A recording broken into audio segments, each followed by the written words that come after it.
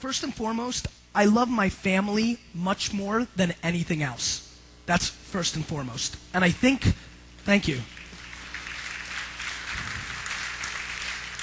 I think people get lost in what they're doing a lot of times. And so for me, I don't.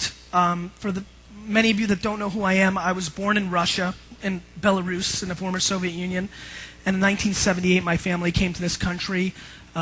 We were very poor. We thought America was paved with gold. Things were going to be awesome. Grandma got mugged in the first 2 weeks in Queens, in New York. That wasn't good. Jimmy Carter was president.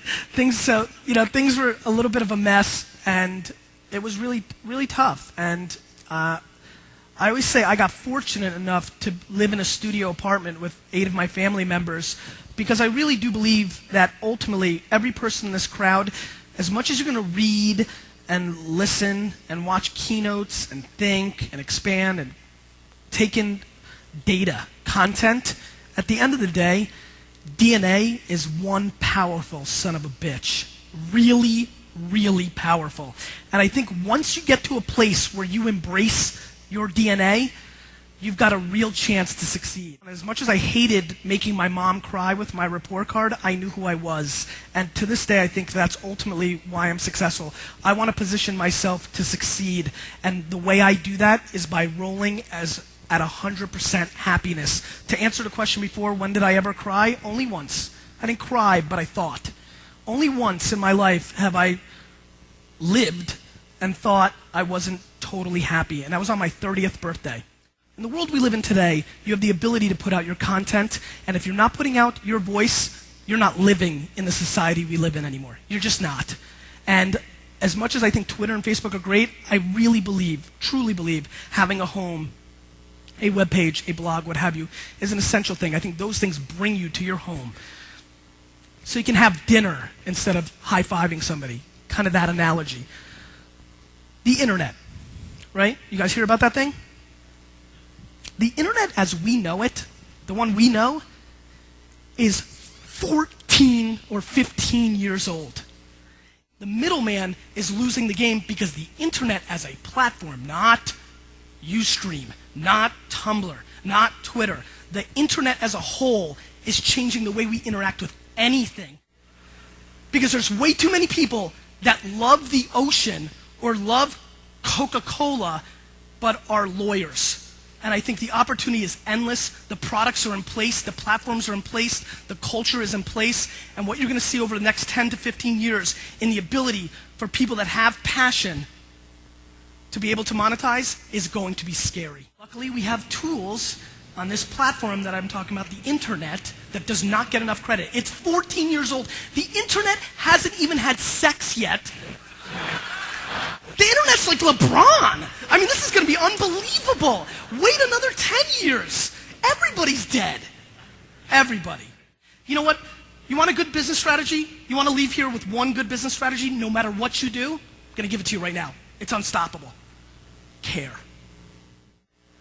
I feel bad. And I asked him flat, I'm like, how much do you make? And the person's like, I make $43,000. And I'm like, oh God, please, just like start talking about those dogs in your picture, in your profile. Talk about dogs. You love dogs. Talk about it every day. And then just pick up the phone and call every dog business in the world and ask them to buy advertising.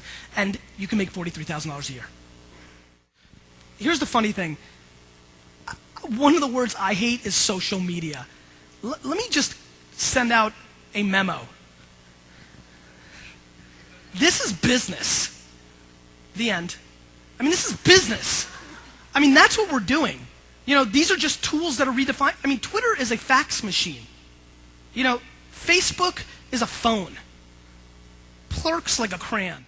So I think what's imperative at the end of the day, what I'm hoping is people listen here and, you know, embrace who they are. If you're overthinking every tweet or the title of your blog post to get the best SEO, your business is not that good. In my opinion. I could be totally wrong. I mean it. Listen, I'll be very honest with you. I mean this with all my heart. Everything I'm saying up here, don't listen to one word. Listen, I'm serious. Listen to yourself. Just because that doesn't work for me because I want to go global and buy big football teams for billions of dollars, I can't worry about SEO for that. I need to be the biggest brand and leveraging that brand to opportunities. That's what works for me. But for you, maybe you're an amazing writer and SEO works for you, you like that kind of stuff. Do what you love, because it's the only way to really win this game is to do what you love. It's the only way. The only way. It's just about adjusting. You know, it's about looking at the game and adjusting. It's like the NFL. The Dolphins bring in the Wildcat. Now every football team is doing it. It's a copycat league, and now the defensive coordinators stayed up all summer long wearing their asses off about how to stop the Wildcat. That's what you do in business. Something new happens, listen.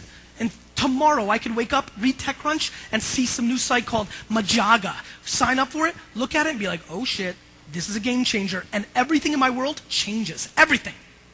That's how you need to run a business. It's always got to be reactionary. Everything I believe in was impossible 5 years ago. So it's the hot girl rule, right? I told my buddy, who's like 7 years ago, he's like, dude, I want a hot girlfriend. I'm like, okay. I'm like, dude, here's what you do. Go up to every hot girl you see for the rest of your life and ask her out. That's what I think about advertising. Eventually somebody's going to say yes. It's a guaranteed play. You know, if you got the, skin to be rejected 800 times in a row, 801 is going to be a crazy play. You know, you've seen it. You walk around, you're like, how did that dude get that chick? He used the rule. He used it. So that's how it is with business. I did a video that I got so lucky on my personal site, because I video blog about business on my personal name site, where I said, okay, I'm starting because I get this question all the time. How do I monetize? How do I monetize? So I said, turned on the camera, and I was like, all right, I'm starting a beer blog. Not really, but let's make pretend I did. I went to Google, I typed in beer. I saw all the advertisers on the right side, those boxes. I clicked them and called the first person. He was selling some glasses. I was just going to leave a message, and that was going to be the point. The dude answers the call. He goes, hello. I'm like, hello. I'm like, hey, I've got this beer blog. I run a wine blog. I'm about to launch this beer blog. I've got a lot of viewers on the wine blog. I'm going to have a lot of viewers on the beer blog. Would that be a place that you'd be interested in advertising in? He goes, well, I might be interested. He's like, we're starting to advertise a little bit on this internet thing. He goes, we're using the Google. I don't know if you know if that's a big thing, but they got tens of thousands of users. I'm like, I see. That is a lot. This guy had no clue. No clue. You have to watch it. I didn't even, it's worse than what I just did. But the fact of the matter is, he's like, please call me the second's up. I've got, a couple $100 for it. That video, I still, every single day, get 5 emails a day from people saying, I now make $600 a month because of you based on this. What